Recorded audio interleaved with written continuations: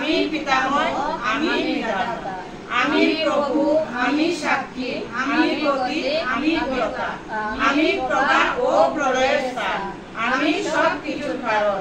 হে অর্জুন, আমি তাপ দান করি, আমি জল বর্ষণ করি, আমি স্থল ও শুষ্ক, আমি জীবের জন্ম এবং আমি জীবের মৃত্যু। সুখময়ী ব্যক্তি যজ্ঞ করিয়া সর্বসুখ লাভ করিতে চায়, সে ইন্দ্রকে গিয়া দেবভোগ লাভ করে। পূর্ণ শেষ হইলে ব্যক্তির সুখ শেষ হয়। এভাবে সকালী ব্যক্তি বারবার সংসারে জন্ম করে আর মারা যায়।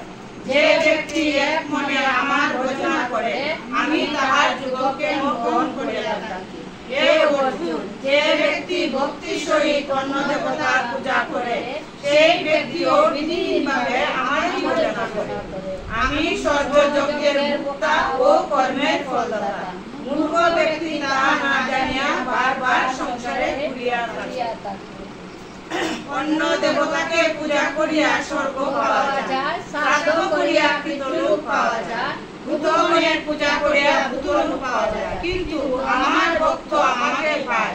পত্র, পুষ্প, ফল, জল ভক্তি সহিত আমাকে অর্পণ করিলে আমি সেই সকল গ্রহণ করিয়া থাকি।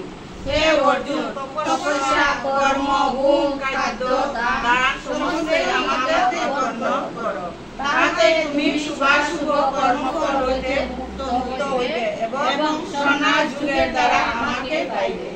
আমার কাছে প্রিয় অপ্রিয় নাই, আমার কাছে সকলেই সমান।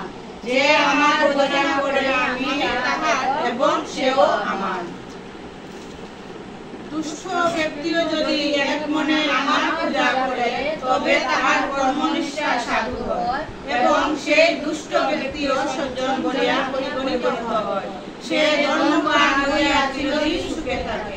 হে অর্জুন, আমার ভক্ত কখনো নাশপ্রাপ্ত হয় না।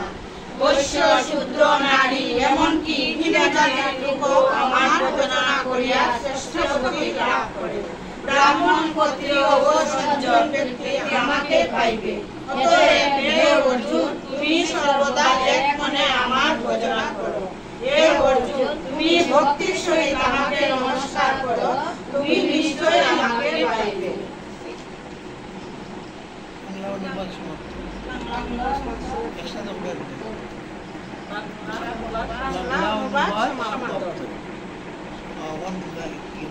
তোমরা না দেখ